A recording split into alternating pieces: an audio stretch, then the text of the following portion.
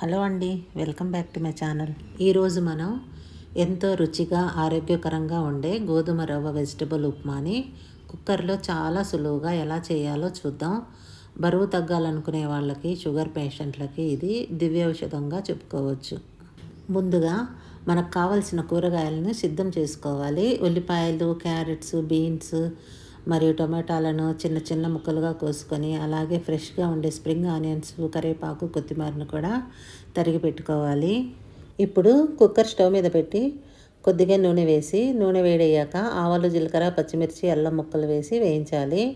ఆ తర్వాత మనం కోసి పెట్టుకున్న కూరగాయలన్నిటిని ఒకదాని తర్వాత ఒకటి వేసి పచ్చివాసన పోయేంత వరకు వేయించుకోవాలి. పోపు బాగా వేగిపోయింది కదా, ఇప్పుడు అందులోకి 1 cup beans, 1 cup spring onions, 1 cup carrot, 1 cup టమాటాలు వేసుకొని బాగా నూనెలో వేయించుకోవాలి. చిన్న పిల్లల దగ్గర నుండి పెద్దవాళ్ళ వరకు అందరికీ నచ్చేలా ఎంతో హెల్తీగా గోధుమ రవ్వ వెజిటబుల్ ఉప్మాని కుక్కర్లో చేసుకోండి. టైంకి టైం కలిసి వస్తుంది, కలర్కి కలర్ఫుల్గా కూడా ఉంటుంది, రుచికి రుచిగా కూడా ఉంటుంది. చూసారు కదా, కూరగాయలు వేగుతున్నాయి, ఎంత కలర్ఫుల్గా ఉన్నాయి కదా.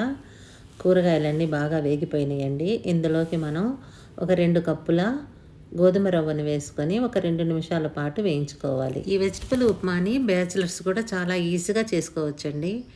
ఎందుకంటే ఈజీ ప్రాసెస్, 1 పార్ట్లోనే అన్నీ చేస్తున్నాం కాబట్టి చక్కగా చేసుకోవచ్చు. వాళ్ళు కూడా వర్కింగ్ ఉమెన్స్కి కూడా చాలా ఈజీనండి. వాళ్ళకి చాలా టైం కలిసి వస్తుంది. పిల్లలు కూడా మాకు ఈ కూరగాయలొద్దు, ఆ కూరగాయలొద్దు అనుకోకుండా అన్నీ దాంట్లోనే వేస్తే తిన్నంత తిన్నా వాళ్ళకి హెల్దీనే కదండి. ఇప్పుడు ఇందులోకి 1 కప్పుకు 2.5 కప్పుల చొప్పున 5 కప్పుల వాటర్ వేసుకున్నాను. వాటర్ వేసుకొని బాగా కలుపుకోవాలి. బాగా కలుపుకున్న తర్వాత మనం కుక్కర్ మూతను పెట్టేసేసి 2 విజిల్స్ వచ్చేంత వరకు ఉడికించుకోవాలి. ఉదయాన్నే టైం లేనప్పుడు మనకి ఏదైనా హెల్దీగా తినాలి అనిపిస్తే ఈ వెజిటబుల్ గోధుమ ఉప్మా రవ్వ అనే బెస్ట్ అండి. ఎందుకంటే అందులో మనం క్యారెట్స్, బీన్స్, స్ప్రింగ్ ఆనియన్స్, టమాటాలు ఇలాంటివన్నీ వేసాం కదా, రుచి మామూలుగా ఉంటుందా. ఇంకా 2 విజిల్స్ వచ్చిన తర్వాత కుక్కర్లోని ఆవిరంతా పోయిన తర్వాతనే మూత తీయండి.